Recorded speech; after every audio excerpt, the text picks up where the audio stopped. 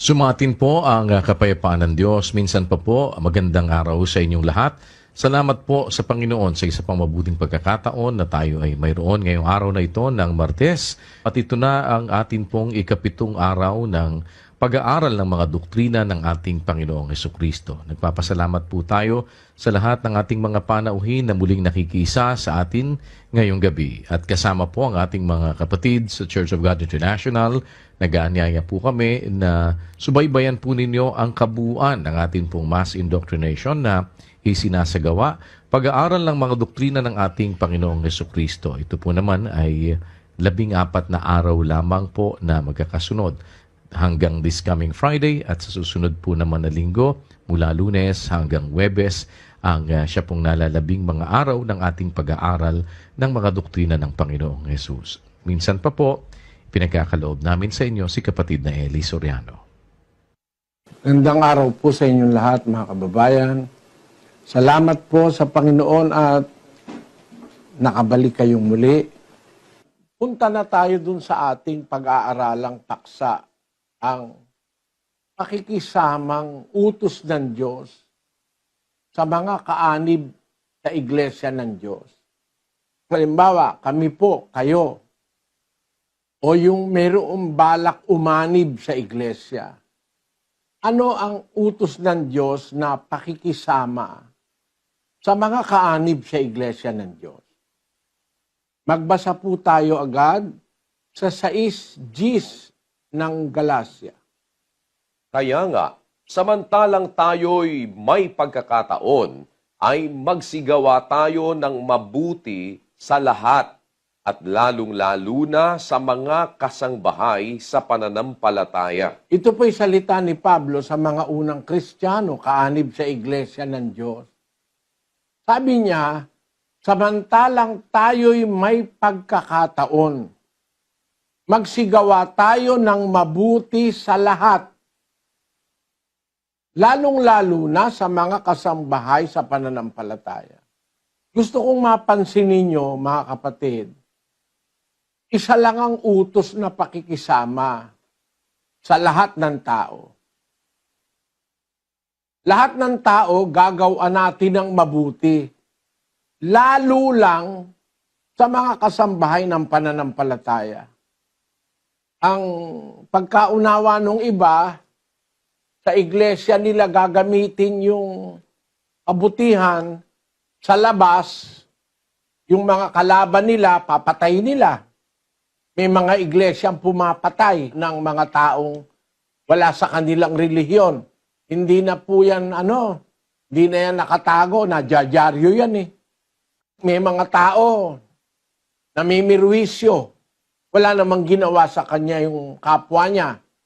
Meron, nag-aabang lang ng bus, sinagasaan ng van o ng truck, maraming napatay. Yung mga tao na yon, na ang paniwala nila na nasa totoo silang relihiyon, pumapatay ng kapwa, hindi sa Diyos yung mga tao na yon, sa demonyo yon. Ang mga mamamatay tao, sa demonyo yung mga yan. 8:44 ng Juan. Kayo'y sa inyong amang diablo at ang mga nasa ng inyong ama ang ibig ninyong gawin. Siya'y isang mamamatay tao buhat pa ng una at hindi nananatili sa katotohanan sapagkat walang katotohanan sa kanya. Pagka nagsasalita siya ng kasinungalingan, ay nagsasalita siya ng saganang kanya sapagkat siya'y isang sinungaling at ama nito. Ayon. Lahat ng mamamatay tao sa demonyo, wala akong exception yan. Pag ang isang tao naturuang pumatay ng kapwa, na ang nagturo mismo yung relihiyon na yon sa demonyo yon. Tandaan nyo, huwag kayong padaya, mga kapatid. Lahat ng mamamatay tao sa demonyo, kayo'y sa inyong amang diablo. Ang nasa ng inyong ama, ang ibig ninyong gawin. Siya'y mamamatay tao. Kaya lahat ng mamamatay tao, anak ng demonyo, kapanalig ng demonyo yon, alagad ni Satanas, ayon sa Biblia. At ang masama, pumapatay sila ng kapwa, iniisip nila na mabuti ginagawa nila. Kontra ang Panginoon Kristo. 16:2 ng Juan. Kayo'y palalayasin nila sa mga sinagoga. Oo, dumarating ang oras na ang sinumang pumatay sa inyo ay aakalaing naghahandog siya ng paglilingkod sa Diyos. Ayan, merong mga ganyang relihiyon. Tinuruan ng miyembrong pumatay. Kaya yung miyembrong pumapatay, akala niya naglilingkod siya sa Diyos.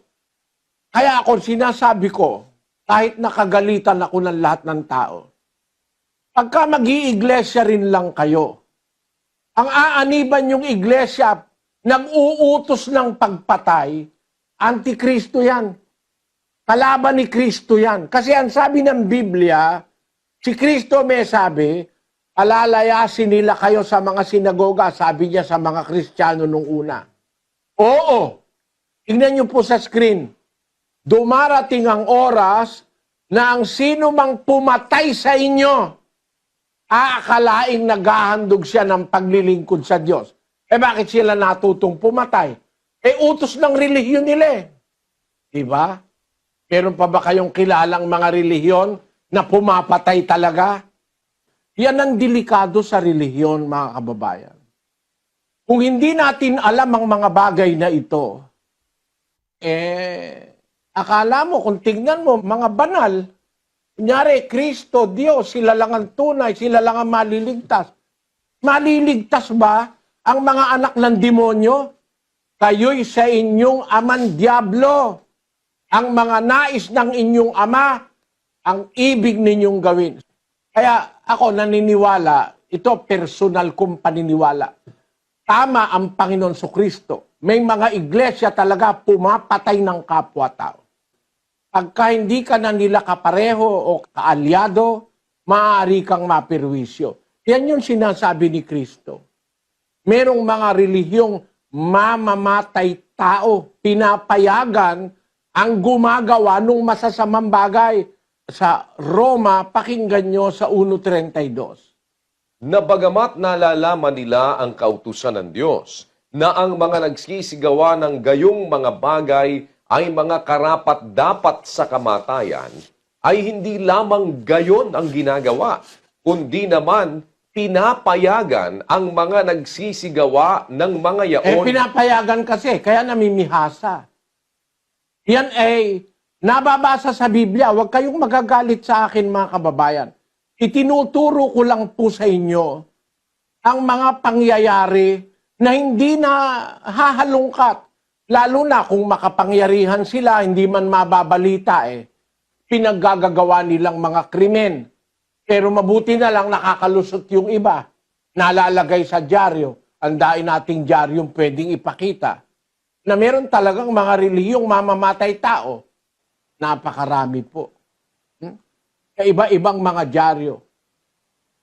Pinapatunayan ko lang sa inyo, ang sinasabi ko hindi chismis. Mga kapatid, bakit ko sinasabi ito? Gusto kong ituro sa inyo ang aral ni Kristo. Ang aral ni Kristo sa mga aanib at kaanib sa iglesia, samantalang tayo'y may pagkakataon, magsigawa tayo ng mabuti sa lahat. Gagawan pala ng mabuti ang lahat.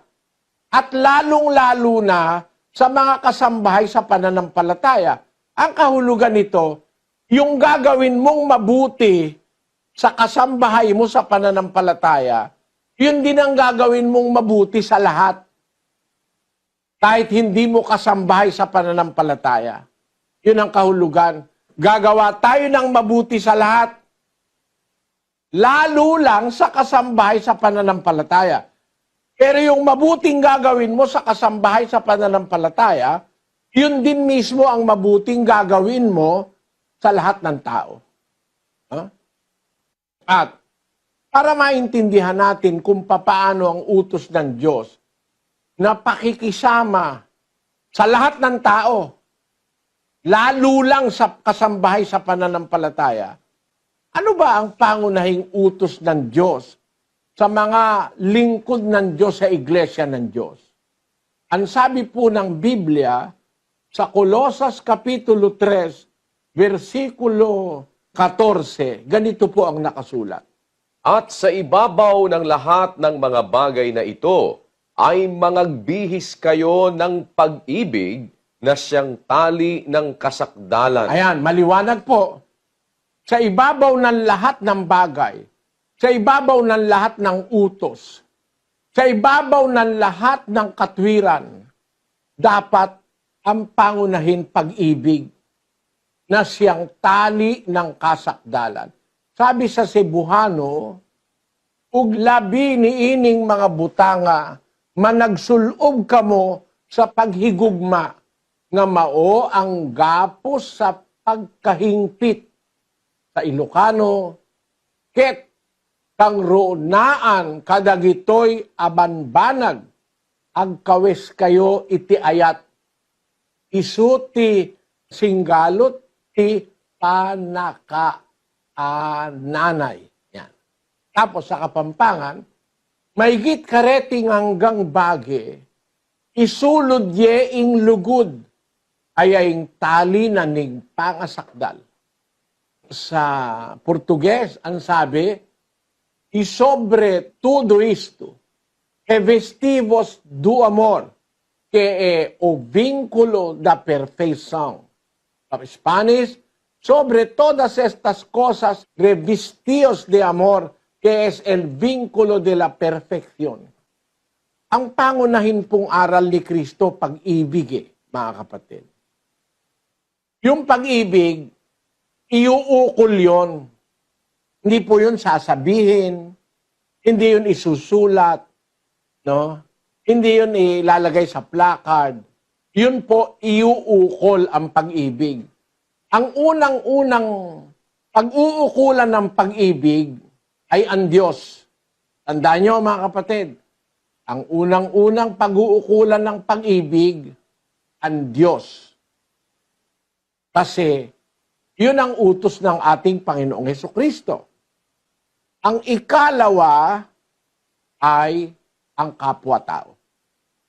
Basahin natin ang Mateo 22:36. Guro, alin baga ang dakilang utos sa kautusan? At sinabi sa kanya, iibigin mo ang Panginoon mong Diyos ng buong puso mo at ng buong kaluluwa mo at ng buong pag-iisip mo. Ito ang dakila at pangunang utos.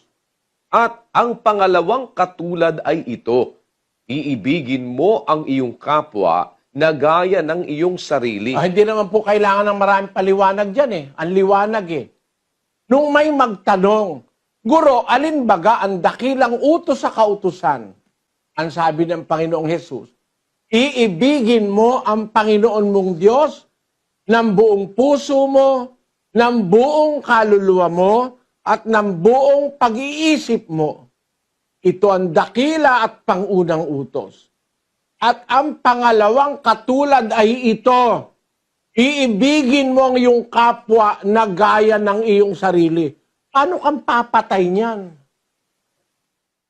Paano mong ipapahintulot sa miyembro kung tunay talaga ang iglesia mo na pumatay ng hindi nyo miyembro? Ang kapwa nyo tao. Ang pangalawa palang pinakadakilang utos ay ibigin mo ang iyong kapwa gaya ng iyong sarili. Tapos, yung kapwa lang ba iibigin mo gaya ng sarili? Punta tayo sa Mateo Kapitulo 5, versikulo 44. Datapwat sinasabi ko sa inyo, ibigin ninyo ang inyong mga kaaway at idalangin ninyo ang sa inyo'y nagsisiusi. Hindi lang pala kapwa-tao mo na normal eh. Pati kaaway mo pinapaibig eh. Kapwa mo kasi rin yun eh. Tao rin yun, nilalang din ng Diyos yun kahit kaaway mo. Ibigin ninyo ang inyong mga kaaway, idalangin pa ninyo ang sa inyo'y nagsisiusig. Aral po ni Kristo yan. Paano ba yung pag-ibig natin sa kaaway? No? Basahin natin ang 45. Upang kayo'y maging mga anak ng inyong Ama na nasa langit. sapagkat pinasisikat niya ang kaniyang araw sa masasama at sa mabubuti, at nagpapaulan sa mga ganap at sa mga hindi ganap. Ayon. Yung palang utos na pag-ibig sa kaaway, magagawa pala no na tayo'y maging anak ng Ama sa Langit. Sapagkat yung Ama sa Langit, iniibig niya pati yung hindi kumikilala sa Kanya. Pinasisikat niya ang Kanyang araw sa masasama at sa mabubuti, nagpapaulan siya sa mga ganap at hindi ganap. Ganun ang Diyos, ano? Na pati yung hindi kumikilala, pati yung gumagawa ng masama, yung hindi sumusunod sa Kanya, minamahal niya rin. Kaya inuutos niya sa Kanyang mga anak sa iglesia ng Diyos na ibigin ninyo ang inyong mga kaaway. Idalangin ninyo ang sa inyo'y nagsisiusig upang kayo'y maging mga anak ng inyong amang nasa langit. Bakit? Sapagkat pinasisikat niya ang kanyang araw sa masama at sa mabubuti, nagpapaulan siya sa mga ganap at sa mga hindi ganap. Ang katunayang utos po yan, basahin natin sa Lucas. Pati kaaway iibigin eh. Subalit, ibigin ninyo ang inyong mga kaaway at gumawa kayo ng mabuti. Pagpahiram kayo na hindi umaasa ng kapalit. Malaki ang magiging gantimpala ninyo at kayo'y magiging mga anak ng kataas-taasan sapagkat siya'y mabait sa mga di mapagpasalamat at sa masasama. Ganun ang Diyos eh. Pati yung mga hindi mapagpasalamat sa Kanya, yung mga masasama, mahal din niya. Kaya sabi niya sa mga anak niya sa iglesyang totoo, ibigin ninyo ang inyong mga kaaway. Gumawa kayo ng mabuti. Kung ano yung gagawing mabuti sa loob ng iglesia, sa kasambahay ng pananampalataya, gagawin din nating mabuti sa mga kaaway natin sa pananampalataya. No? Kaaway natin personal. No? Taong hindi natin mga kakilala. Gagawin natin. Eh kung yun nga ang kaaway mo, iibigin mo, yung kapitbahay mo pa hindi mo naman kaaway yata. At paano ang pag-ibig sa kaaway? Gagawa kayo ng mabuti, magpapahiram kayo. Pero mo, kaaway mo, papautangin mo pa. Eh sa ibang iglesia ba kaya? Yung kaaway nila, papautangin nila. Papatayin nga nila eh, paano papautangin yun? Oh. Ito pa ang isang paraan ng pag-ibig sa kaaway, mga kababayan. Sa Roma, ganito nakasulat. Kaya't kung ang iyong kaaway ay magutom, pakanin mo. Kung siya'y mauhaw, painumin mo. Sapagkat sa paggawa mo ng gayon, ay mga baga ng apoy ang ibubuntun mo sa kanyang ulo. Kita mo, ang pagmamahal pala sa kaaway, eh hindi lang bunganga, hindi lang daldal. Pagka yung kaaway mo, nakita mong nagugutom, pakainin mo. Pag nauuhaw, painumin mo. Paano mong papatayin ngayon ng kaaway mo? Eh, pinapaibig nga sa'yo eh. Utos pang pakainin mo eh, pagkagutom eh. Painumin mo pag uhaw. Pautangin mo pag nangangailangan. Bigyan mo pag humihingi. Basahin natin ang Mateo 5:42. Bigyan mo ang sa iyo'y humihingi at huwag mong talikdan na ang sa iyo'y nangungutang. Tandaan nyo ito, utos sa ating mga Kristiyano, pakikisama sa kapwa-tao, pati sa kaaway. Pag-isip lang kayo mga kapatid. Yung kaaway, papakainin mo. Eh yung hindi mo kaaway, hindi mo papakainin pag gutom. Pagka yung hindi mo kaaway, nauuhaw, di mo ba papainumin? Pagka yung hindi mo kaaway, humihingi, bibigyan mo ba o hindi? Bibigyan mo. Pag yung hindi mo kaaway, nangungutang, panguutangin mo ba o hindi? Pautangin mo. Eh sabi ni Kristo, pati kaaway, papautangin mo rin eh. At hindi ka naaasa ng kapalit. Hindi na. Bakit? Ganun ang Ama sa Langit.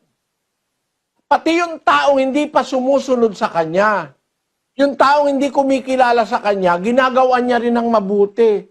Ganun ang Ama. Basahin uli natin ng Mateo 5:45. upang kayo'y maging mga anak ng inyong Ama na nasa langit, sapagkat pinasisikat niya ang kanyang araw sa masasama at sa mabubuti, at nagpapaulan sa mga ganap at sa mga hindi ganap. Ganun ang Diyos kung umibig eh. Pati yung masasama, pag nagpaulan siya, nauulanan din. Pag pinasikat niya ang araw niya, sumisikat din sa kanila. Ngayon, kung gusto nating maintindihan, malalim-lalim na bagay dyan, alin ba yung araw na pinasisikat ng Diyos sa mabubuti, pinasisikat din niya sa masama? Aling araw yon? 4 ng Malakias, versikulo 2. Ngunit sa inyo na nangatatakot sa aking pangalan, ay sisikat ang araw ng katwiran. Ayun. Meron pong tinatawag sa Biblia, araw ng katwiran. Yun ang araw ng Diyos.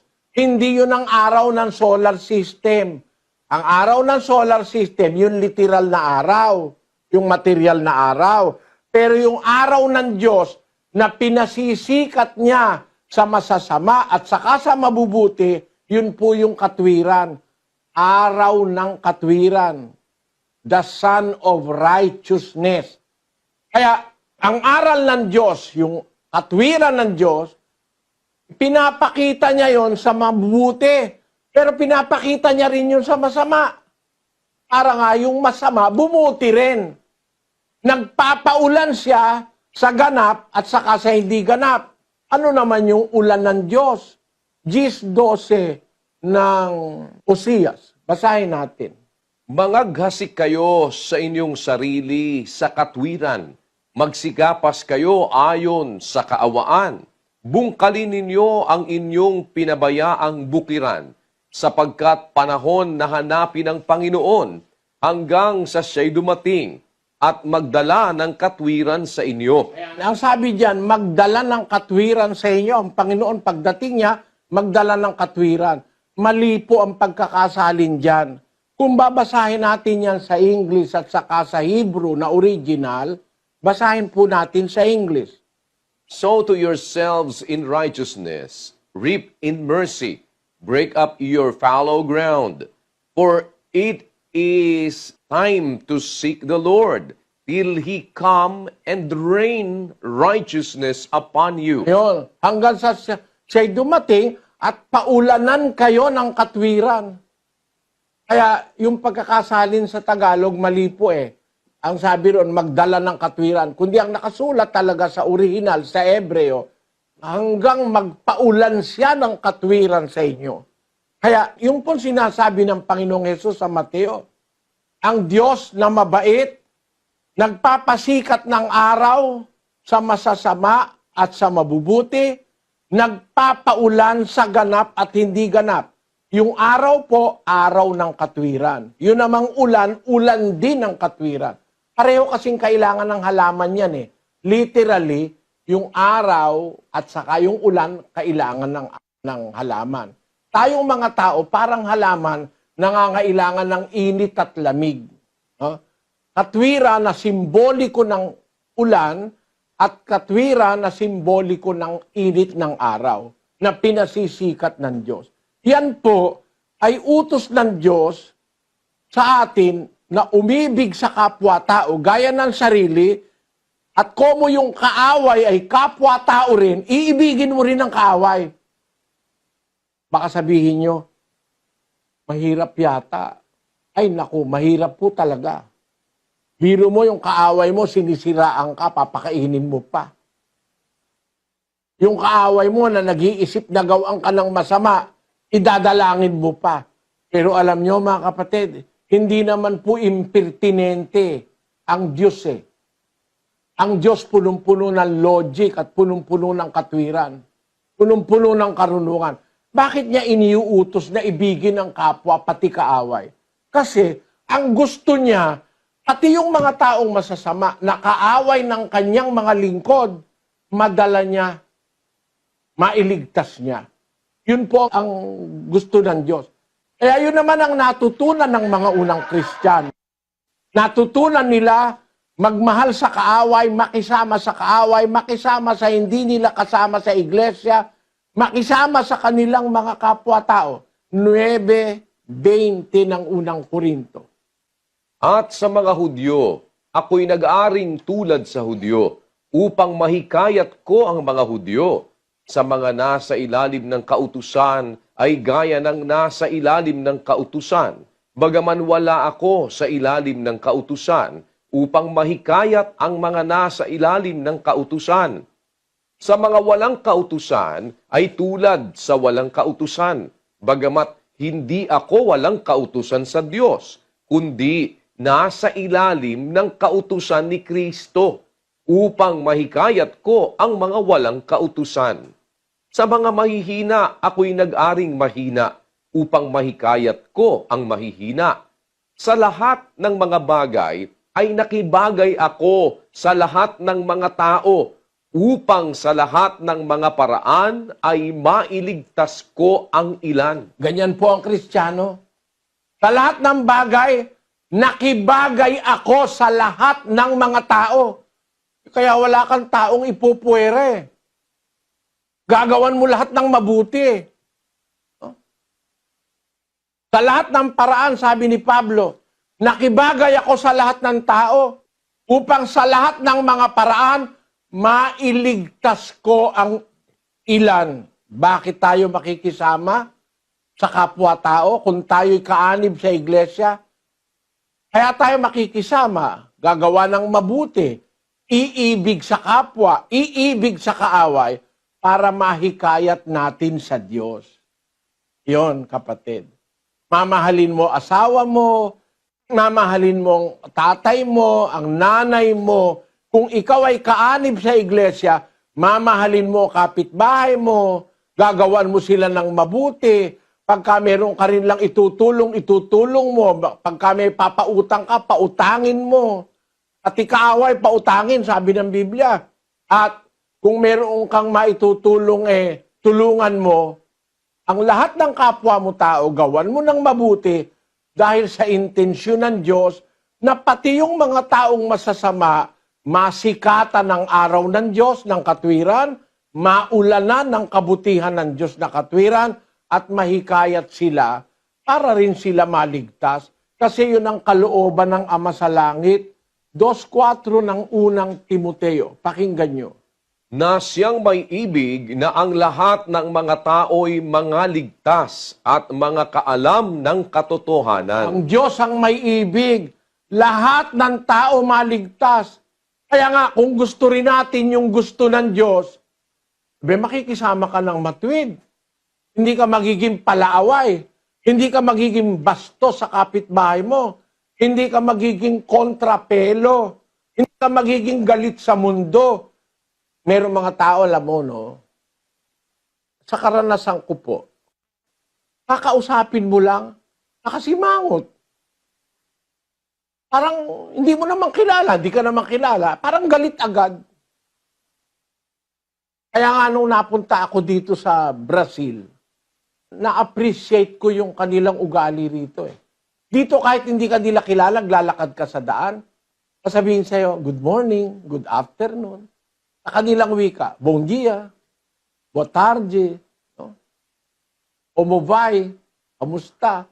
Kahit di ka nila kilala, nasa lubong ka lang nila. Kung minsan mayroong mga tao, no? Excuse me po, bakit? Anong tuma?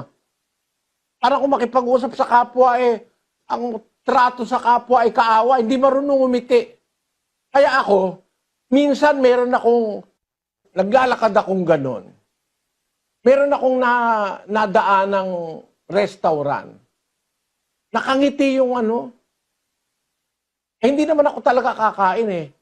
Kung nakangiti, pasok po kayo, sabi. Pumasok ako, humingi ako ng kape. Kahit di gustong kumain. Iba yung may ngiti ka sa kapwa . Yung wala kang galit, meron tao, kahit di niya kilala, parang galit siya. Kahit di niya kilala meron ganun . Kayo alam niyo ibig kong sabihin, mga kababayan . Meron tao galit sa mundo, kahit sino kaharap. Meron nga, ang asawa niya, kung kausapin niya, parang demonyo . Kung ang anak niya, kung kausapin niya, parang kaaway niya eh. Hindi ganun ang Kristiyano. Matuto tayong umiti. Matuto tayong mag-consider sa kapwa. Let us welcome everybody in our lives. Kasi utos ng Diyos, unang-una, iibig ka sa Diyos. Ito ang dakila at pangunang utos. Ang ikalawang katulad ay ito, iibigin mo ang iyong kapwa gaya ng iyong sarili at iibigin mo pati ang iyong kaaway. Ito ang turo ni Kristo. Palagay nyo, pag ganito ang aral, may patayan pa ba? Pag ganito aral, ba't may patayan? Kasi may mga reliyon, di ganyan ang turo Kanya-kanyang turo. Inimbentong mga turo, wala sa Biblia. Sapat naman yung nasa Biblia para gumawa tayo ng kabutihan Pati nga sa ating kaaway, gagawa ka ng kabutihan Lalo na yung asawa mo. Di ba yun ang logic? Kung ang kaaway mo, ibigin mo, lalong iibigin mo asawa mo. Kung ang kaaway mo, ibigin mo, lalo yung kamag-anak mo, yung biyenan mo, yung anak mo, yung tiyuhin mo. Meron pa bang matitirang hindi mo iibigin Kaaway mo na nga, pinapaibig pa sa'yo. Yan ang aral na dapat nating maintindihan, mga kababayan, na hindi itinuturo ng ibang iglesia. Kasi kung ang maghahari, yung aral ni Kristo, wala namang Kristiyanong papatay ng kapwa-tao Walang Kristiyanong mananakit ng kapwa-tao. Walang Kristiyanong magnanakaw sa kapwa-tao. Pero ba namang iniibig mo, nanakawan mo? O kaya yung asawa re-rapin mo? Kung iniibig mo yung kapwa mo, gaya ng sarili mo, gusto mo ba na yung asawa mo rapin? Ayaw mo. Re-rapin mo ba yung asawa ng kapwa-tao mo na iniibig mong gaya ng iyong sarili? Hindi mangyayari yun. Bakit? Iniibig mo yung kapwa mo gaya ng sarili mo Ayaw mong malason. Huwag mong lalasunin yung kapwa mo. Nung araw, natuklasan ko yan doon sa Pampanga doon sa Gasak. Meron tayong kapatid doon. Meron 3 linggo. Ang ampalaya, piso lang 1 kilo. Yung ampalaya niya ay malalaki na. Nung biglang-bigla, tumaas yung ampalaya. Naging 3 piso 1 kilo. Tumaas ng 3 doble. Sabi ko dun sa kapatid na Sinding, anihin mo ngayon mahal ngayon kasi araw-araw ay nasa palengke ako. Nagtitinda kami para kumita ako at maipangaral ko ebanghelyo. Alam niya ng mga kapampangang kapatid.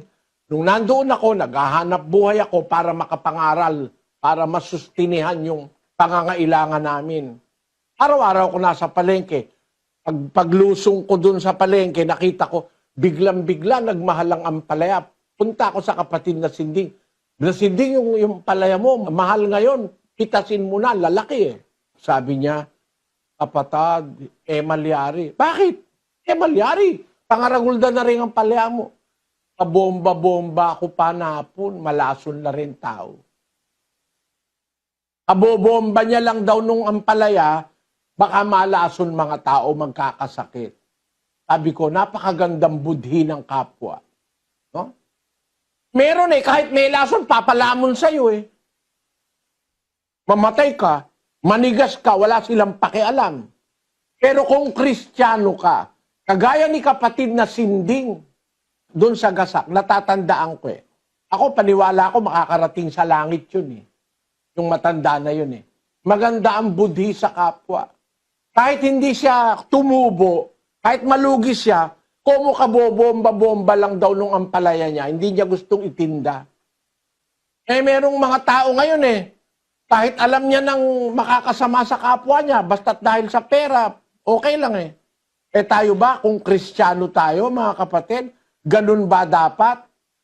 Kahit hindi alam nung kapwa mo, yung konsensya mo ba, hindi ba alam? Basahin natin ang gawa ng mga apostol. 24:16. Na dahil nga rito'y lagi rin akong nagsasanay upang magkaroon ng isang budhing walang kapaslangan sa Diyos at sa mga tao. Kung mahal natin ang Diyos at mahal natin ang kapwa, dapat ang budhi natin walang kapaslangan sa Diyos at sa tao. Ang ibig sabihin ng walang kapaslangan, wala kang budhing laban sa kapwa mo. Wala kang budhing may puot sa kapwa mo. Wala kang budhing may tanim na galit sa kapwa mo.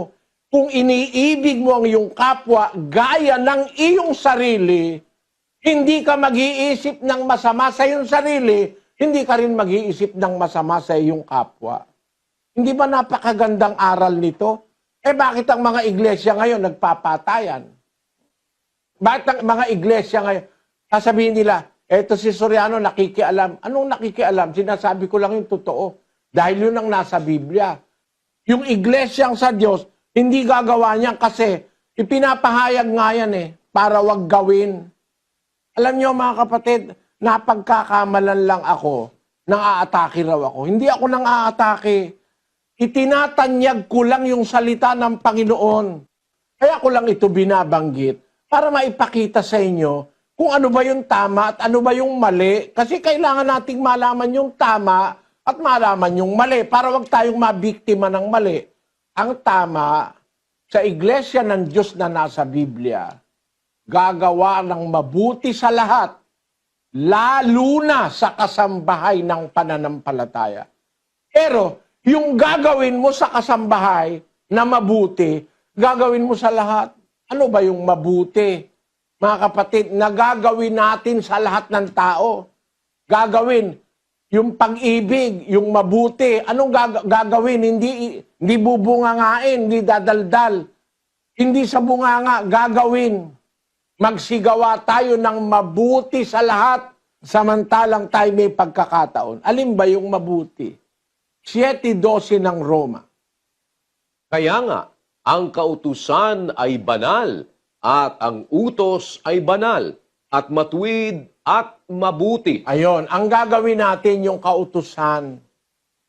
Alin yung kautusan? Yun ang wika'y banal, ang utos ay banal, matuwid at mabuti. Ang mabuti para sa Diyos na ipinagagawa niya sa atin, sa ating kapwa. Lahat ng kapwa gagawa natin ng mabuti. Pati kaaway gagawan mo ng mabuti. Alin yun? Yung utos. Ano ba utos? Ang utos, pakanin mo nagugutom. Painumin mo na uuhaw. Pakanin mo ang kaaway. Painumin mo ang kaaway. Ang utos, mahalin mo yung kapwa mo tao, gaya ng sarili mo. Ayaw mong nakawan, huwag kang magnanakaw. Ayaw mong masigawan, huwag kang maninigaw. Ayaw mong masiraan, huwag kang maninira. Ayaw mong ikaw ay ang asawa mo'y pinapakialaman, huwag mong papakialaman yung asawa ng kapwa mo. Ayaw mong pinagmamalupitan yung iyong anak, huwag mong pagmamalupitan yung anak ng may anak. Hindi ba ganun ang pag-ibig sa kapwa gaya ng sarili, mga kapatid? Basahin natin ang Mateo 7, versikulo 12. Kaya nga, lahat ng mga bagay na ibig ninyong sa inyo'y gawin ng mga tao, gawin naman ninyo ang gayon sa kanila, sapagkat ito ang sa kautusan at ang mga propeta. Ang ibig ninyong gawin ng mga tao sa inyo, yun din ang gawin nyo sa kanila, sabi ng Biblia, sabi ni Kristo. Yan yung tinatawag sa eskwela na golden rule.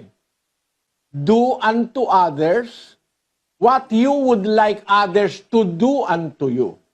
O kaya sa isang paraan, do not do unto others what you do not like others to do unto you. Maliwanag yon. Gusto mong mahalin, magmahal ka. Gusto mong patawarin, magpatawad ka. Gusto mong tumanggap, magbigay ka. Diba? Gusto mong ikaw ay tiisin, magtiis ka rin. Basahin natin ang Efeso 4:32, mga kapatid. At magmagandang loob kayo sa isa't isa, mga mahabagin, na magpatawaran kayo sa isa't isa, gaya naman ng pagpapatawad sa inyo ng Diyos kay Kristo. Magmagandang loob kayo sa isa't isa. Utos yan sa iglesia. Yang utos sa iglesia, gagawin din natin yan sa labas. Gagawin natin ang mabuti o ang utos sa lahat ng tao, sabi ng Biblia.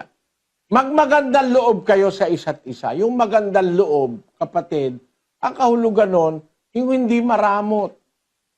Bawa, magandang loob ka, meron kang magandang loob sa isang tao. Nagluto ka halimbawa ng tinola. Hindi ba pag magandang loob ka kahit isang tasa lang na tinola binigyan mo yung taong gusto mong gawaan ng magandang loob, di ba? Merong ganun na merong tao, nagmamagandang loob, kung bibigyan niya nga yung ulam yung kanyang kapwa ang pipiliin mo pa pagka magandang loob ka Halimbawa, nagtinola ka ng manok, ang pipiliin mo pa yung malaman. Hindi pwede kasi sabihin na magandang loob na ang kinuha mo, yung paa, yung ulo, saka yung leeg, yun ang binigay mo sa kapwa mo. Hindi magandang loob yun, maramot na loob yun. Yung magandang loob, ang tawag sa English dyan, yung be kind one to another, tender-hearted. Ang magandang loob, yung bukas ang kalooban mo. Magbigay ka yung may kagandahang loob. Tapos, ang sabi sa Biblia, magmagandang loob kayo sa isa't isa, mahabagin.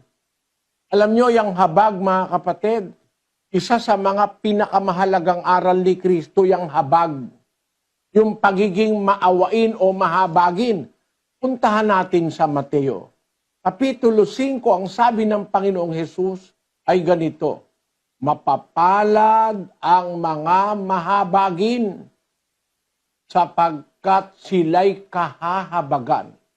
Tanyo, meron tayong may pakinabang tayo pag sumunod tayo sa utos Pagka mahabagin tayo, kahahabagan din tayo ng Diyos. Pagka nagpatawad ka, papatawarin ka rin ng Diyos. Yun yung sinasabi ni Pablo kung babalikan natin yung 4:32. Magmagandang loob kayo sa isa't isa. Mga mahabagin na magpatawaran kayo sa isa't isa. Gaya naman ang pagpapatawad sa inyo ng Diyos kay Kristo. Tingnan ninyo mga kapatid, sa iglesia ng Diyos, ipinapatupad po namin ito. Yung pagpapatawaran. Kasi yun ay pagiging mahabagin.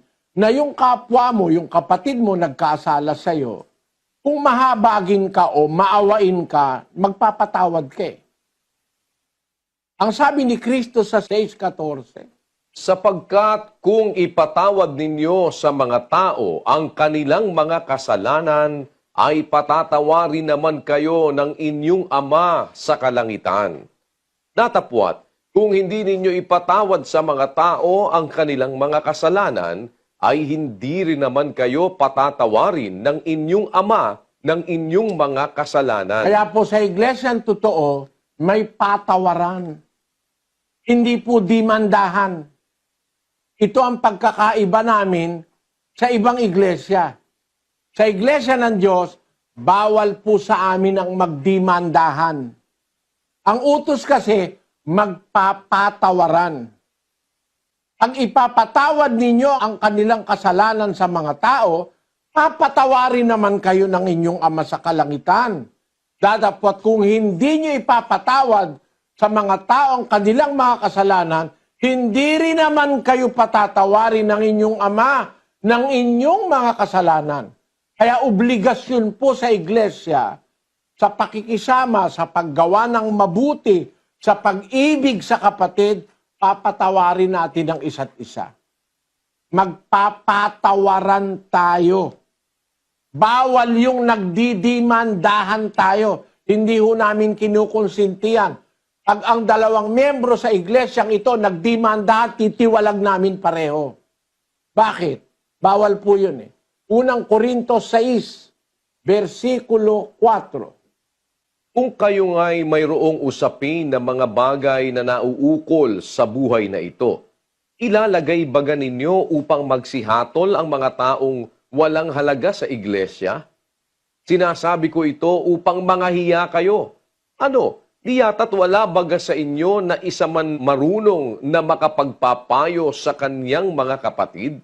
kundi ang kapatid ay nakikipag-usapin laban sa kapatid at ito'y sa harapan ng mga hindi nagsisisampalataya? Ayan, sabi ni Pablo sa mga kapatid sa iglesia nung una, kung meron kayong usapin ukol sa bagay sa buhay na ito, halimbawa, ukol sa lupa, o kaya sa boundary ng lupa, o kaya may usapin kayo tungkol sa bahay, o kaya may usapin kayo tungkol sa pera na hindi nakakabayad yung kapatid, o may usapin kayo tungkol sa anumang bagay. Sabi ni Pablo, ilalagay baga ninyo upang magsihatol ang mga taong walang halaga sa iglesia? Pupunta ka ba dun sa huwes na hindi naman kaanib sa iglesia? Papahatol ka sa huwes. Ididimanda mo kapatid mo? Sabi sa Biblia, sa 5, sinasabi ko ito upang mga hiya kayo. Ano? Wala baga sa inyo na isa mang marunong na makakapagpayo sa kanyang mga kapatid, kundi ang kapatid nakikipag-usapin, nagdidimanda laban sa kapatid, at ito'y sa harapan ng mga hindi nagsisampalataya. Bawal po yan sa iglesia ng Diyos. Na tayo, nasa iglesia, may aral tayo ng Diyos, may aral na magpatawaran, may aral na magtiisan, magmagandang loob sa isa't isa. Tapos ang gagawin mo, magdidimanda ka. E tinayin nyo, Katoliko nagdemanda, Katoliko dinimanda. Ganun ba gagawin natin sa iglesia ng Diyos? Tayo-tayo mag-aaway-away, tayo-tayo magdidimandahan. Kailangan malutas ng aral. Ang aral ni Kristo ang makakalutas. Wala bang makakapagpayong sino man, kundi ang kapatid nagpaparoon sa mga harapan ng hindi sumasampalataya, nakikipag-usapin laban sa kapatid. Kaya isang aral po yan. Gusto kong matandaan ninyo, pag naanib kayo sa iglesia, hindi na po tayo pwedeng magdimandahang magkakapatid. Kung meron tayong usapin, lulutasin natin sa pamamagitan ng aral ni Kristo. At para malutas yan, ang pangunahin dyan, pag-ibig. Yung pagiging magandang loob. Mahabagin sa kapatid. Hindi lang sa kapatid, pati sa kapwa-tao. Mahabagin, mapagpatawad, mapagbigay, mapagtiis. Kaya ang sabi ni Pablo doon sa unang Korinto, balikan natin ang kapitulo 6 ng unang Korinto, versikulo 6. Kundi ang kapatid ay nakikipag-usapin laban sa kapatid, at ito'y sa harapan ng mga hindi nagsisisampalataya. Ngayon nga, tunay na isang pagkukulang sa inyo ang kayo-kayo'y magkaroon ng mga usapin. Bakit hindi bagkus ninyong tiisin ang mga kalikuan? Bakit hindi bagkus kayo'y padaya? Salita po ng Diyos yan. Isang pagkukulang ang kayo-kayo magkaroon ng usapin o dimandahan. Ano utos? Bakit hindi nyo bagkus tiisin ang kalikuan? At hindi na kayo bagkus padaya? Kung kapatid mo, palagay mo nadaya ka, 100 piso. O kaya nagawang ka ng kasalanan, hindi naman mabigat. Hindi ka ba pwedeng magpatawad? Tiisin mo na lang yung kalikuan ng kapatid. Hindi ba si Pedro nagkasala? Apostol yun. Ipinagkaila si Kristo. Pinatawad ni Kristo yun eh. Ang mga unang Kristiyano, nagkakasala rin, hindi mabibigat na kasalanan. Pero pinapatawad. Pagtitiis ka na lang, titiisin mo yung kapatid. Nagkamali, nakasigaw, o kaya nagkamali ng isip, o kaya hindi ka nabati. Pagtitiis ka na lang. Hindi para mag-away, tapos magdimandahan. Kung meron tayong usapin ukol sa buhay na ito, ang sabi ni Pablo, maghanap tayo ng solusyon. Wala bang isa sa inyo man lang na makakapagpayo sa kanyang kapatid? Kaya ang sa iglesia, ano yan nagpapayuhan yan May pagpapayuhan, 55:14 ng awit. Tayo ay maligayang nagpapayuhang magkasama tayo'y lumalakad na magkaakbay sa bahay ng Diyos. Tayo'y lumalakad na magkakaakbay sa bahay ng Diyos. Alin ba yung bahay ng Diyos na sinasabi sa Biblia? 3:15 ng Timoteo. Ngunit kung ako'y magluwat ng mahabang panahon, ay upang maalaman mo kung paano ang dapat sa mga tao na ugaliin nila sa bahay ng Diyos, na siyang iglesia ng Diyos na buhay at haligi at saliga ng katotohanan. Ang bahay ng Diyos ay ang iglesia ng Diyos. Ang sabi sa Biblia, tayo'y maligayang nagpapayuhang magkakasama. Tayo'y lumalakad na magkakaakbay sa bahay ng Diyos o sa iglesia ng Diyos. Alam niyo mga kapatid, sa iglesia, tinuturuan tayo ng pagkakaisa. Yung magkakaakbay, ang ibig sabihin nun, magkakaisa eh. Hindi naman tayo pwedeng lumakad kung 1,000 tayo, magkakaakbay tayo. Walang daan nakakasya tayo ron. Tayo ikay nagpapayuhang magkakasama.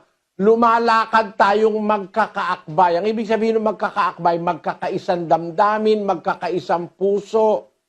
1:10 ng unang Korinto. Ngayon ipinamamanhik ko sa inyo, mga kapatid, sa pamamagitan ng pangalan ng ating Panginoong Hesukristo, na kayong lahat ay magagsalita ng isa lamang bagay at huwag magkaroon sa inyo ng mga pagkakabahabahagi, kundi kayo'y mga lubos sa isa lamang pag-iisip at isa lamang paghatol. Ayon, ang utos sa magkakapatid, huwag magkakaroon sa inyo ng pagkakabahabahagi, kampi-kampi, bawal yon. Mga lubos kayo sa isa lamang na pag-iisip at isa lamang paghatol. Yung sinasabi ni Pablo, malubos kayo sa isa lamang pag-iisip, sa isa lamang paghatol, Filipos 1:27. Ang inyo lamang pamumuhay ay maging karapat-dapat sa Ebanghelyo ni Kristo, upang maging ako ay dumating at kayo'y makita o wala man sa harap ninyo, ay mabalitaan ko ang inyong kalagayan, na kayo'y matitibay sa isang espiritu, na kayo'y mangagkaisa ng kaluluwa na nangagsisikap sa pananampalataya sa Ebanghelyo. Yun, magkaisa kayo ng kaluluwa na nagsisikap sa pananampalataya sa Ebanghelyo. Ang sabi ni Pablo, ang liwa-liwanag, Filipos 1:27, tandaan nyo mga kapatid, kayo'y magtitibay sa isang espiritu, magkaisa ng kaluluwa na nagsisikap sa pananampalataya sa Ebanghelyo. Ang pagkakaisa natin, aral. Kasi sa tunay na iglesia ng Biblia, ang pangunahing aral ay pag-ibig. Unay sa Diyos, ikalaway sa kapwa, sa kapatiran, at sa lahat ng tao. Hindi sa kapatiran lang, hindi kagaya ng iba iglesia, mahal lang nila sila-sila. Pero yung mga tagalabas, yung mga kaaway nila, hindi na nila mahal. Ang utos po sa Biblia, samantalang tayo'y may pagkakataon, magsigawa tayo ng mabuti sa lahat, lalong-lalo na sa mga kasangbahay sa pananampalataya. Maliwanag po, gagawa ng mabuti sa lahat. At yung paggawa ng mabuti, yun po yung pagsunod sa utos. Ang mabuti ay ang utos. Ang utos ay banal, ang kautusan ay banal, matuwid at mabuti. Anong utos? Yung pag-ibig. Pangunahin yon. Iibigin mo ang iyong kapwa gaya ng iyong sarili. Iibigin mo ang iyong kaaway. Magpapautang ka sa nangungutang kung mayroong ka rin lang. At magbibigay ka sa humihingi kung mayroong ka. Halimbawa, ganito ang sabi ni Santiago. Santiago sa 2:15, ganito ating mababasa. Kung ang isang kapatid na lalaki o babae ay hubad at walang kakanin araw-araw, at ang isa sa inyo ay magsabi sa kanila, pagsiyaon kayong payapa, kayo'y magagpainit at magagpakabusog, at gayon may hindi ninyo ibinibigay sa kanila ang mga bagay na kinakailangan ng katawan, Anong mapapakinabang dito? Ano pakinabang doon? Sinabi mo sa kapatid mo, magpakabusog ka, magpainit ka. Hindi mo naman binibigyan ng kumot. Hindi mo naman binibigyan ng pagkain. Ano pakinabang doon? Kaya ang sabi doon sa 15, kung ang isang kapatid na lalaki o babae ay hubad at walang kakanin araw-araw, ano dapat mong gawin? Di yung hubad paramitin mo. At yung walang kakainin pakainin mo, tulungan mo. Yun po ang aral ng pag-ibig sa magkakapatid sa iglesia. Kaya dito, ikinagagalak at ikinararangal kong sabihin sa inyo, ngayong nakikinig kayo buong Pilipinas at buong mundo, sa iglesyang ito walang pulubi kahit isa. Wala po kaming kapatid na nagpapalimo sa daan. Pag alam namin ang kapatid pulubi, walang makakain, meron kaming bahay ampunan. Diyan sa Apalit. Meron po tayong bahay ampunan sa Mindanao, sa Bisaya, sa Quezon City, sa Laguna. Yung mga matatanda na wala, tinakwil na ng kamag-anak, pinabayaan na ng mga anak, inaalagaan po natin. Yung mga batang iniiwan sa mga CR, yung mga batang iniiwan sa ospital, kinukup po natin. Kahit hindi natin karelihiyon, kahit sino pa, diyan sa ating eskwela, diyan sa Apalit at saka sa Caloocan, kahit Iglesia ni Cristo, nakakapag-enroll, walang bayad. Libre lahat, pati uniforme, pati pagkain, pati libro, pati computer, libre po lahat sa La Verdad Christian School. Yan ay mga gawa ng pag-ibig sa kapwa. At hindi yan po pwede na yan i-deny pa. Kahit siraan kami ng siraan, marami pong mga nakakakita ng ginagawa namin, hindi naman namin ipinagmamapuri. Ginagawa lang namin ito para ipakita sa inyo na ang aral ng Diyos, iibig ka sa kapwa. Pakinggan nyo itong sinasabi ng mga taong ito na nagkamit ng awa ng Diyos sa pamamagitan ng Iglesia ng Diyos. Problemado noon si Ginang Pia Malyari kung saang pribadong eskwelahan niya papag-aarali ng anak na si Jehan dahil sa pagpapatupad ng K-12 program ng Department of Education.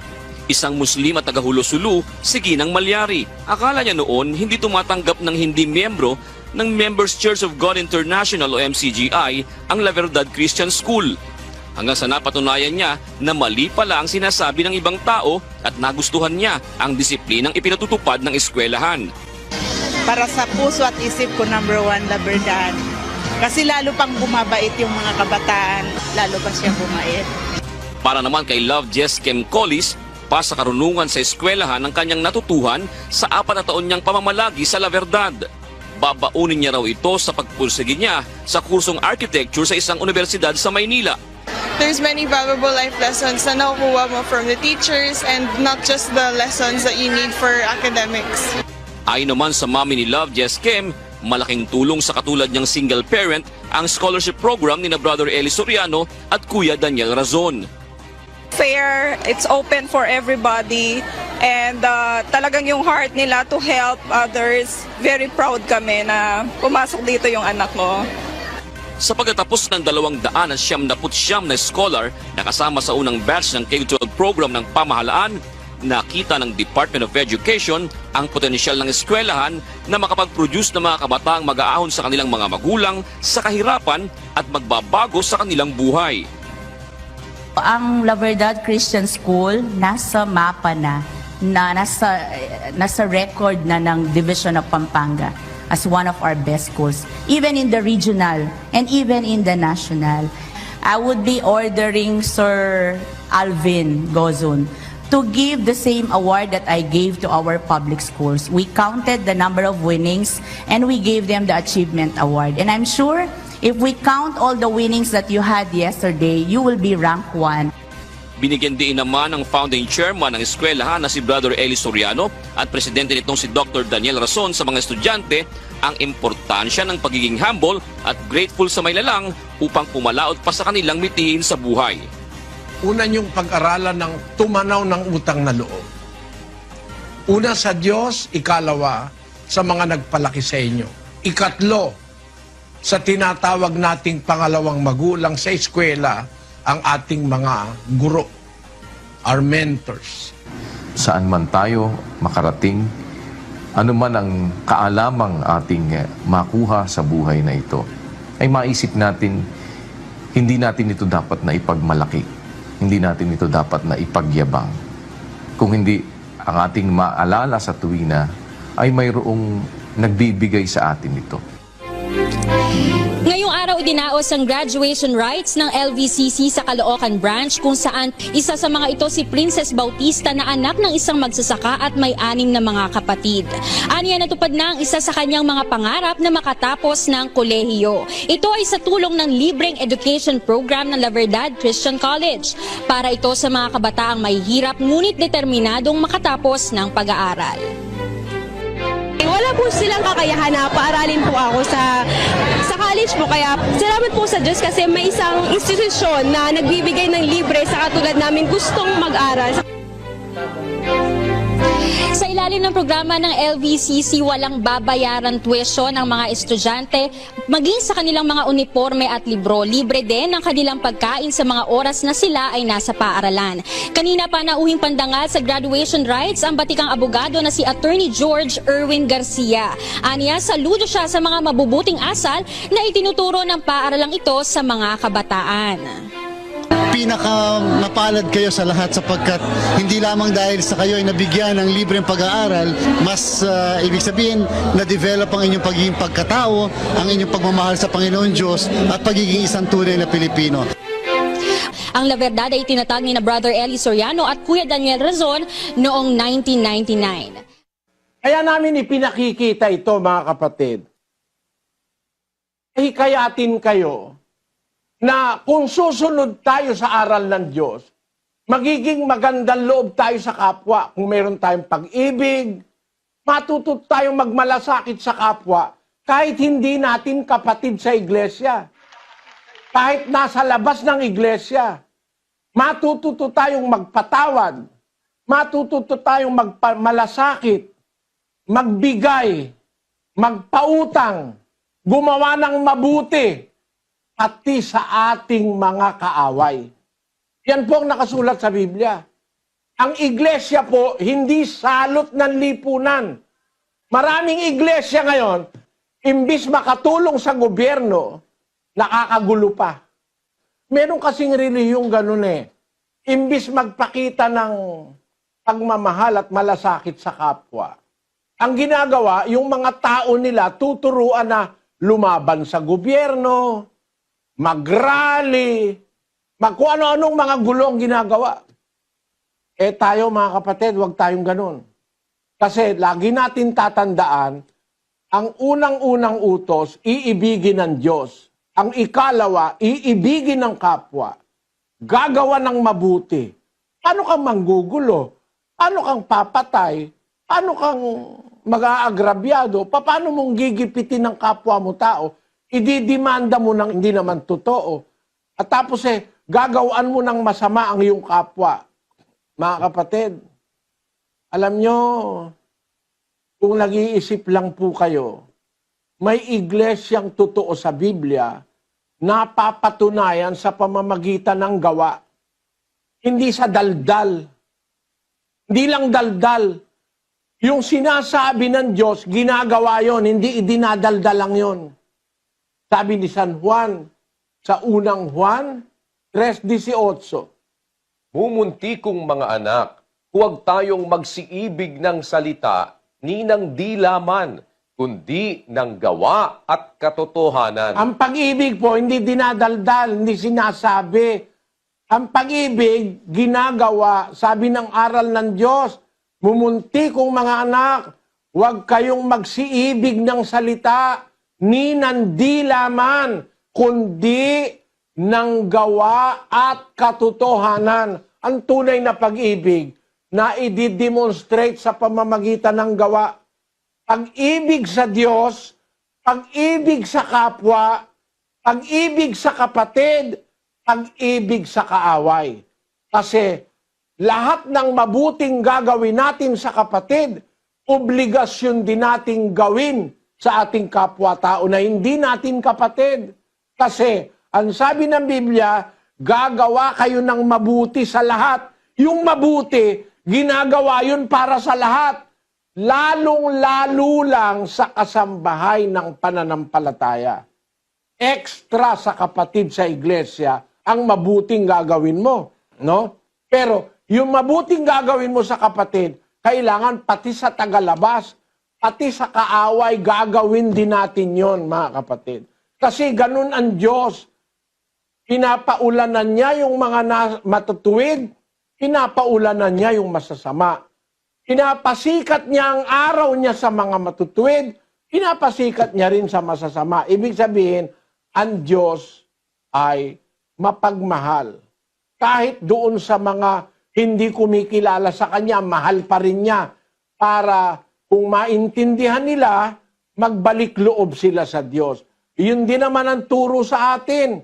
Makikisama tayo ng mabuti sa lahat ng kapwa-tao, pati sa kaaway, para madala natin sila sa Diyos. Sabi ni Pablo, sa lahat ng bagay, nakibagay ako sa lahat ng tao, upang sa lahat ng paraan, mailigtas ko ang ilan.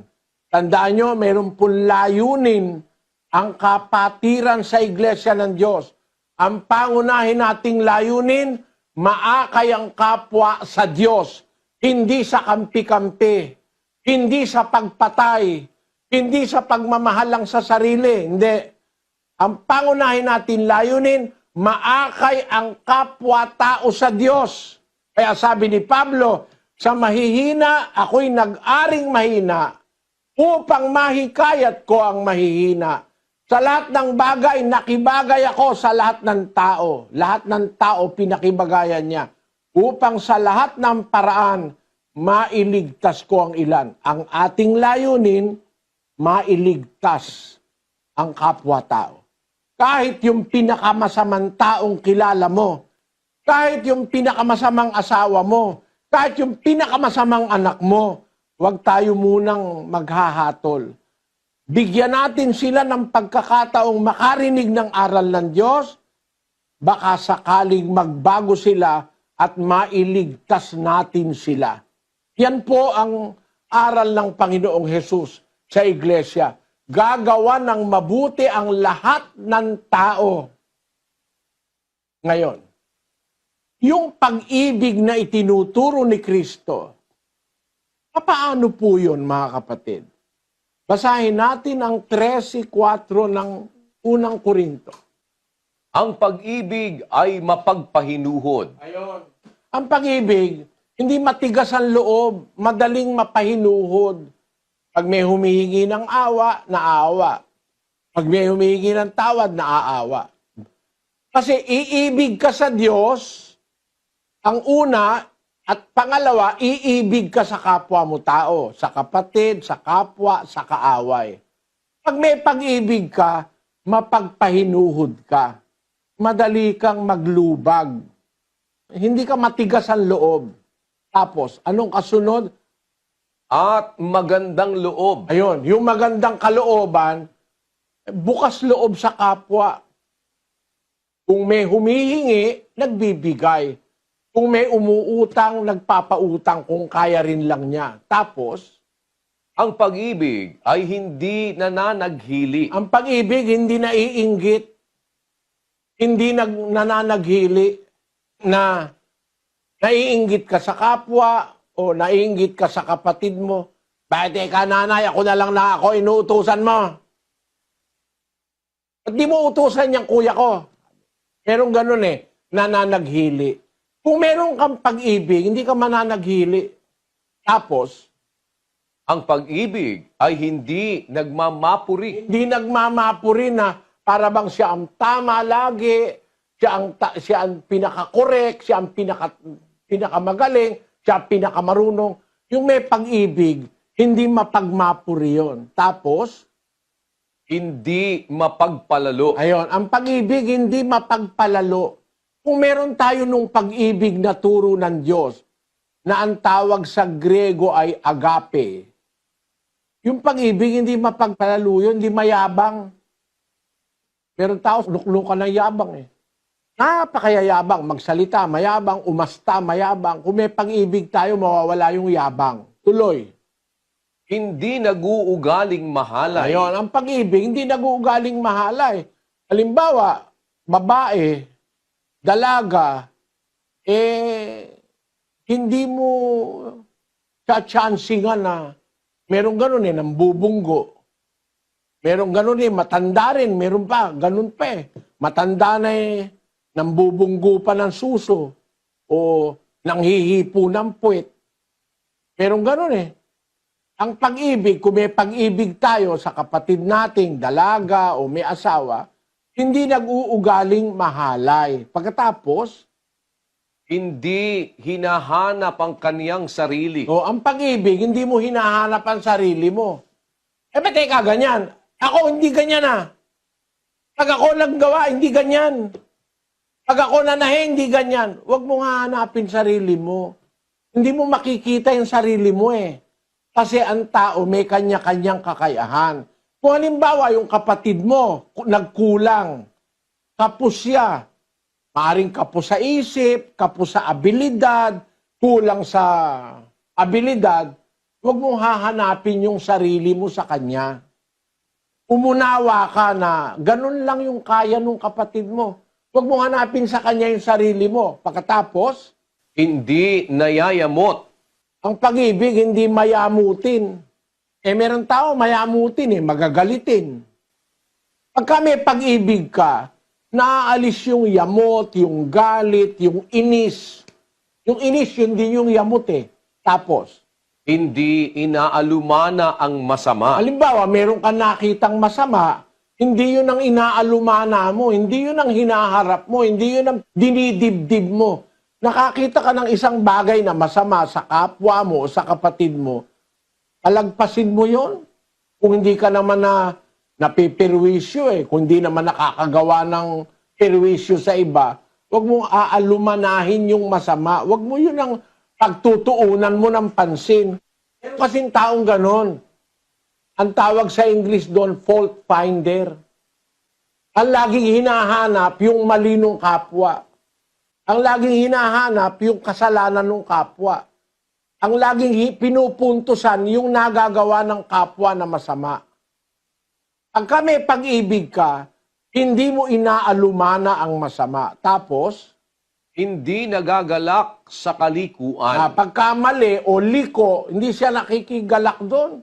Hindi niya kaligayahan yung liko. Kundi nakikigalak sa katotohanan. Ayun, ang kagalakan ng may pag-ibig, yung katotohanan. Nakikigalak ka. Pero pag mali, hindi ka nakikisama ron. Sa mali, hindi ka nakikigalak doon. Tapos, Lahat ay binabata. ayun, yung binabata, ang ibig sabihin nun, ay, nagpapalagpas ka. Nagbibigay ka ng konsiderasyon. Tapos, Lahat ay pinaniniwalaan. Lahat ay inaasahan. Lahat ay tinitiis. ayan, ganyan ang pag-ibig na turo sa Biblia, mga kapatid. Lahat binabata, matiising ka, matitiis mo yung asawa mo, matitiis mo yung anak mo, matitiis mo yung kapwa mo tao. Lahat ay tinitiis, lahat ay binabata. Ganyan ang may pag-ibig, mga kapatid. Lahat ay pinaniniwalaan. Pag may pag-ibig ka, naniniwala ka sa lahat ng aral ng Diyos. At lahat ng pangako ng Diyos, inaasahan mo. Lahat inaasahan, lahat pinaniniwalaan, lahat tinitiis, lahat binabata. Ang pag-ibig ay hindi nagkukulang kailanman. Ang pag-ibig po, pag meron tayo nun, hindi ka magkukulang Hindi ka magkukulang sa asawa, sa anak, sa biyanan, sa kamag-anak, sa kapwa, pati sa kaaway. Ang pag-ibig, hindi nagkukulang kailanman. Kaya yun po, ang pangunahing aral sa iglesia. Pag-ibig, paggawa ng mabuti sa kapwa. Ibigin unang-una ang Diyos, ikalawa ang kapwa, at hanggang sa mga kaaway. Yan po ang ating dapat maintindihan sa pag-aaral natin ng doktrina ng ating Panginoong Kristo, mga kababayan. Makikisama tayo sa kapatiran, makikisama tayo sa tagalabas ng kapatiran, makikisama tayo sa ating mga kaaway, ang dapat maghari pag-ibig. 13:1 ng Ebreo. Mamalagi nawa ang pag-ibig sa mga kapatid. Mamalagi nawa ang pag-ibig. Hindi isang araw, hindi 2 araw, hindi isang taon, kundi mamamalagi ang pag-ibig sa mga kapatid. Dapat sa kapatiran, nandoon nakapirmi ang pag-ibig, pagmamahal. Una sa Diyos, ikalawa sa kapwa, hanggang sa kaaway. Dapat mamalagi yung pag-ibig na yon sa kapatiran. Unang Pedro 2, versikulo 17. Igalang ninyo ang lahat ng mga tao. Ibigin ninyo ang pagkakapatiran. Mga takot kayo sa Diyos. Igalang ninyo ang hari. Tinanin niyo yung aral na ito. Iibigin mo, gagawan mo ng mabuti ang lahat. Tapos, igalang ninyong lahat. Alam niyo, merong mga tao, iginagalang lang yung tatay niya, nanay niya. Ang aral ng bagong tipan, iba po eh. Igalang mo lahat ng tao. Kaya ikaw, anak ka, gagalang mo tatay mo, nanay mo. Pero hindi lang yon, lahat ng tao igagalang mo. Tiyuhin mo, tiyahin mo, kapitbahay mo, matanda sa'yo, kapatid mo, igagalang mo. Igalang ninyong lahat ng mga tao. Halimbawa, ikaw naman magulang, igagalang mo anak mo. Ano ibig sabihin nun? Pag iginagalang mo yung anak mo, yung kanyang karapatan, hindi mo inaano yon, hindi mo sinisira yon. Merong magulang walang galang sa anak eh. Yung anak sinisipa eh. Yung anak niyang babae nire-rape, may galang ba yon? Ang sabi ng aral ng bagong tipan, igalang ninyo ang lahat ng mga tao. Matanda, bata, igalang mo. Mayroon siyang tinatawag na human rights. Meron siyang karapatan, inherent, natural na karapatan. Kahit alila mo, pagka natutulog na 12:00, huwag mo sisipain para magtrabaho. Kahit alila mo, pag may sakit, kaawaan mo. Huwag kang malupit. Utos ng Diyos, igalang ang lahat ng tao, pati alila mo, igagalang mo. Hindi ko mo amo ka, ikaw lang ang igagalang. Hindi ko mo magulang ka, ikaw lang ang igagalang. Ikaw na magulang, ginagalang ka nung anak mo, igalang mo naman lahat ng tao, pati anak mo. Ibigay mo ang kanyang karapatan. Huwag mo siyang iismulin. Utos po ni Kristo yan sa Biblia. Pagkatapos, ibigin ninyo ang pagkakapatiran. Mga kapatid, huwag kayong makakalimot. Walang kapatirang kasing ganda ng kapatirang sa Diyos. Dapat nating ibigin ang kapatirang ito. Maghanap kayo ng kapatirang kagaya nito. Nagpapakain sa libu-libu bisita. Yan ang bagalong iglesia. Ang mga bisita pinapakain. Binibigyan ng libreng Biblia. No? Itong kapatirang ito, nakita ko po ang epekto ng aral ng Diyos sa kapatirang ito. Natuto silang magmahal sa kapwa. Magpataan sa kapwa. Umakay ng kapwa. Gumawa ng mabuti sa kapwa. Kaya hindi mali, tama ang sabi ng Diyos. Ibigin ninyo ang kapatiran. Mga takot kayo sa Diyos. Igalang ninyo ang hari. Tinan nyo, ang kapatirang ito marunong gumalang sa nasa gobyerno. No? Yung mga nasa gobyerno, yung gaya ng hari, ng mga reyna, ginagalang natin ang nasa gobyerno. 13:1 ng Roma. Ang bawat kaluluwa ay pasakop sa matataas na kapangyarihan, sapagkat walang kapangyarihan na hindi mula sa Diyos, at ang mga kapangyarihang yaoy hinirang ng Diyos. Kaya nga't ang sumasalangsang sa kapangyarihan ay sa utos ng Diyos sumasalangsang, at ang mga nagsisisalangsang ay magsisitanggap ng kahatulan sa kanilang sarili. Sapagkat ang mga pinuno ay hindi kilabot sa gawang mabuti, kundi sa masama. At ibig mo bagang mawala ng takot sa may kapangyarihan? Gawin mo ang mabuti at magkakamit ka ng kapurihan sa Kanya. Ayun, maliwanag, ano? Bawat kaluluwa, ang Kristiyano, magpapasakop sa matataas na kapangyarihan. Sapagkat ang mga kapangyarihan mula sa Diyos, mga hinirang ng Diyos, aling kapangyarihan yon? Yung mga pinuno na hindi kilabot sa gawang mabuti. Meron namang gobyerno talaga na hindi naman kumukonsinti ng masama eh. Hindi sila kilabot sa mabuti. Hindi nila minamasama ang mabuti.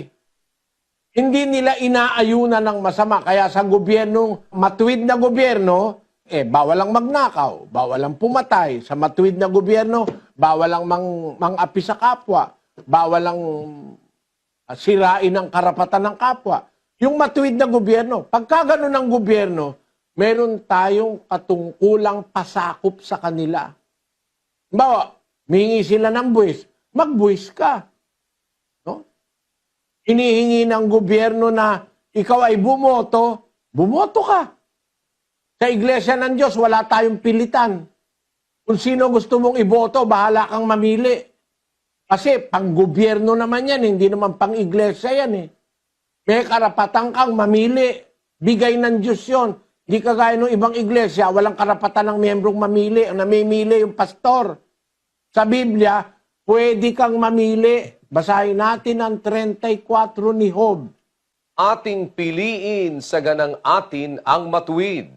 Ating alamin sa gitna natin kung ano ang mabuti. Boboto ka, piliin mo yung matuwid. Alamin mo kung alin ang mabuti. Meron kang karapatang pumili.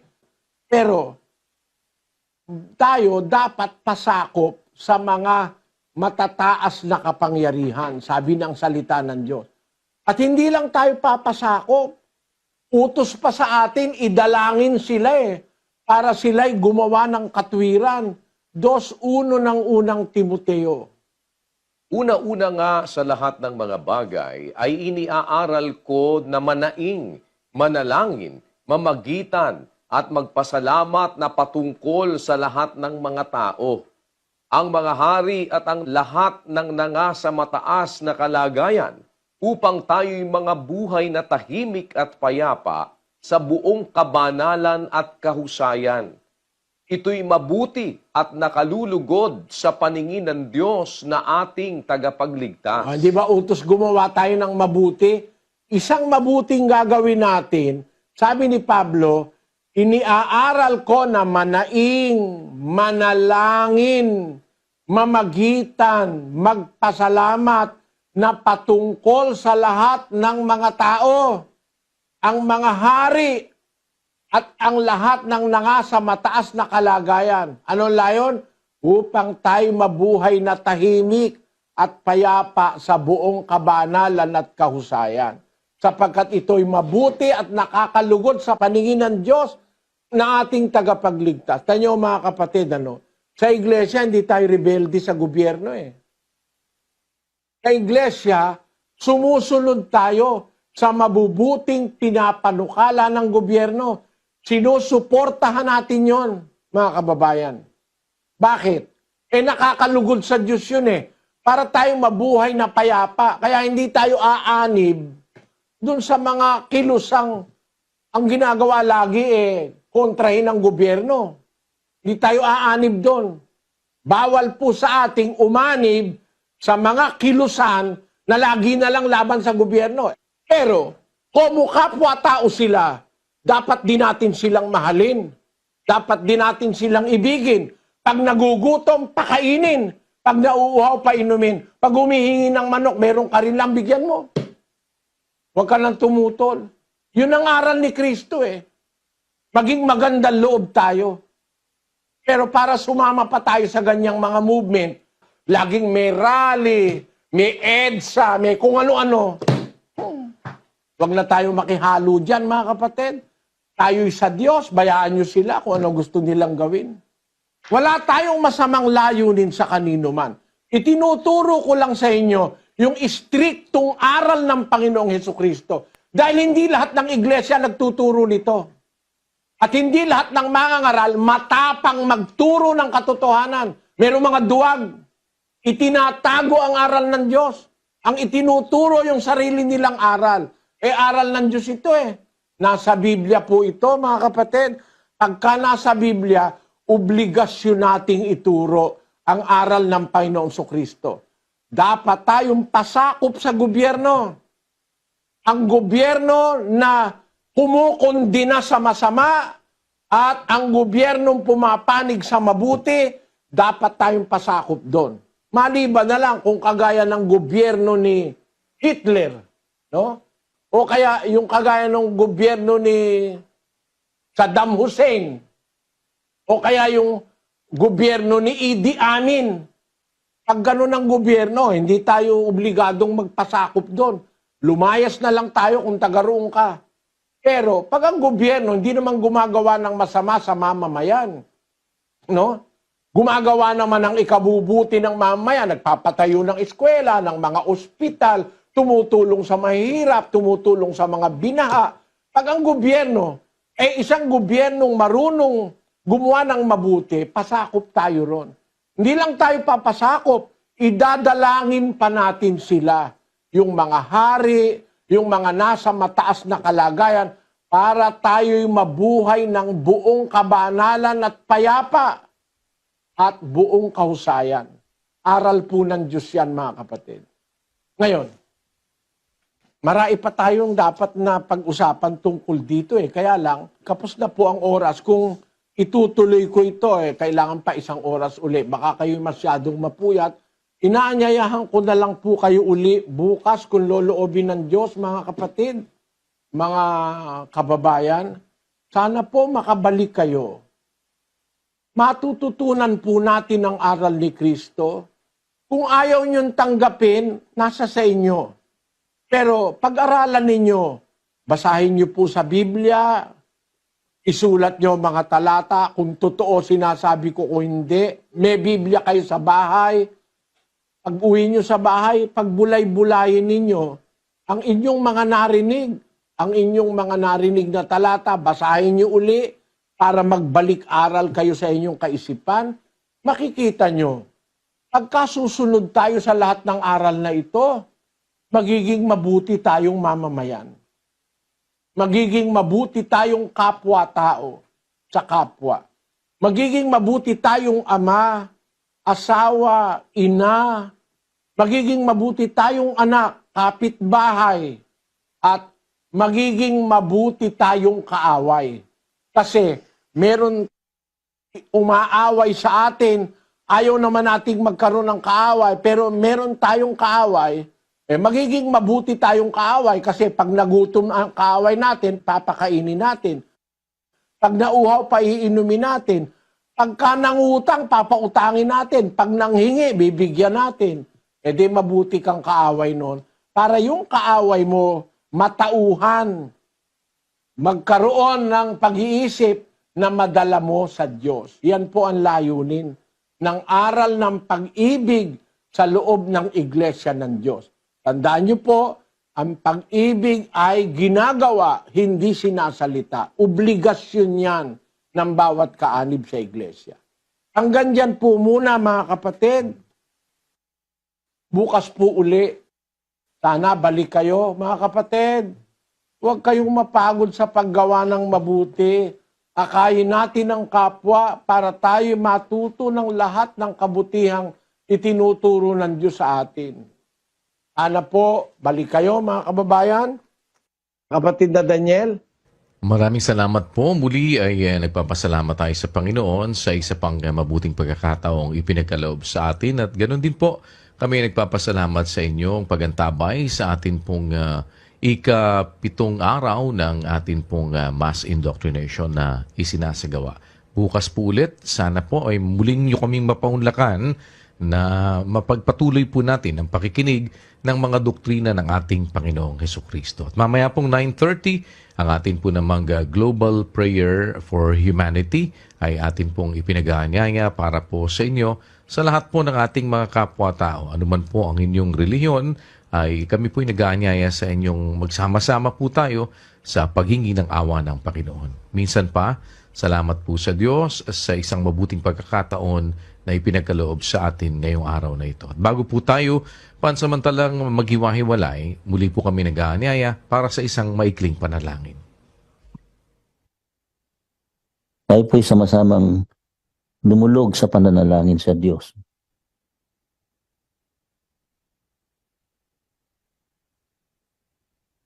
Ama naming dakila at makapangyarihan sa lahat, sa pangalan po ng aming Panginoong Hesukristo, tanggapin mo sana ang aming taus-pusong pagpapasalam. Patuloy mo kaming nililingap, ginagabayan sa aming mga paggawa. Hindi mo kami pinababayaan. Lahat ng aming pangangailangan para kami mapabuti, iyong ipinagkakaloob. Maraming salamat po. Alam po namin ito'y pagmamahal mo sa bawat isa sa amin. Kalakip po nito ay ang aming taglapit, taglayang pagsisisi sa aming puso dahil sa mga kalikuang nagagawa namin sa iyong paningin. Ama, maawa ka sana, patawarin mo kami. Ngayon po'y nagpatawad na rin kami sa mga nagkulang sa amin. Panginoon, ang bawat katwirang aming napag-aaralan, kami po'y nakikiusap. Sana ito'y tumimo sa kaibuturan ng aming mga puso. Tulungan mo kami na ito'y aming mapagsanayan sa araw-araw ng aming mga pamumuhay. Paghari nawa sa amin ang pag-ibig na nagmumula sa iyo upang kami ay magkatulong-tulong, magmalasakitan sa isa't isa, may padama sa bawat kapwa-tao namin ang mabuting bagay na nagmumula sa iyo. Amang banal, nakikiusap po kami. Sana po ang aming mga kapwa-taong nakikinig ng iyong mga banal na salita ay magkaroon pa sila ng mabuting pagkakataon sa araw ng bukas. Makabalik sila upang makinig na muli ng iyong mga katwiran. Pawiin mo po ang lahat ng makahadlang sa kanilang ginagawang pakikinig. Matapos nawa nilang serye ng pag-aaral na ito, pagpalain mo po ang kanilang mga mahal sa buhay. Sana po lahat kami ay magkasama-sama sa paggawa ng iyong kalooban. Pagpalain mo po ang iyong banal na gawain, lahat ng iyong mga lingkod na nagmamalasakit sa lahat ng kabutihan at nagmamalasakit sa aming mga kapwa-tao. Pahala ka na po sa aming lahat. Umaasa po kami, laganap ang iyong pagpapala at ang iyong bendisyon. Ama, maraming salamat po sa pangalan ng aming tagapagligtas at Panginoon na si Kristo Jesus. Amen.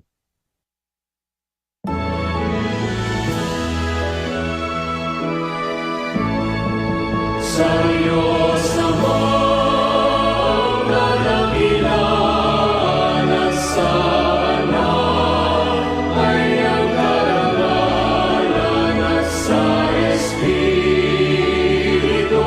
Banal, luwalhati kailan paman.